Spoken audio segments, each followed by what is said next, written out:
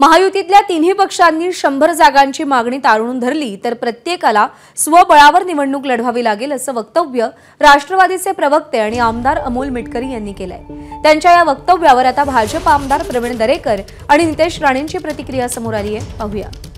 परवाही म्हटलो की अमोल मिटकरी यांनी तोंडाला लगाम घालण्याची आवश्यकता आहे, कारण अमोल मिटकरींना अधिकार दिलाय का, ते अथॉरिटी आहेत काही प्रदेशाध्यक्ष किंवा नेत्यांनी जाहीर करावं, जेणेकरून त्याने घेतलेली भूमिका ही भूमिका अधिकृत आहे असं आम्ही समजू।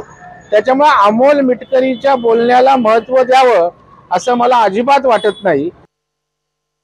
अमोल मिटकरींनी एक विधान केलं आहे की आगामी काळात महायुती एकत्रित लढण्याबाबत शंका व्यक्त केली आहे। एक लक्षात घ्या, अमोल मिटकरी हे रिमोट कंट्रोलवर चालणारा व्यक्ती आहे।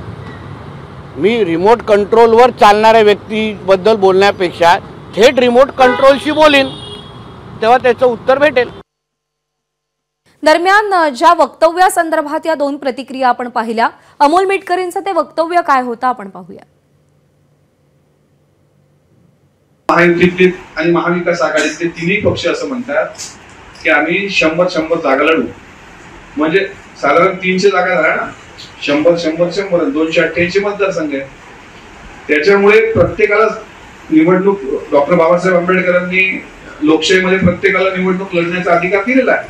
त्याच्यामुळे मला असं वाटते की जर 100चं ताणून धरलं तर ते वेगळंच लढावं लागेल, आणि जर 55 जागा आम्हाला महायुतीत भेटत असतील तर त्यात आम्ही काही समाधानी असू असं आम्हाला वाटत नाही। आम्ही राहायला पण नाही पाहिजे समाधानी। एबीपी माझा, उघडा डोळे बघा नीट।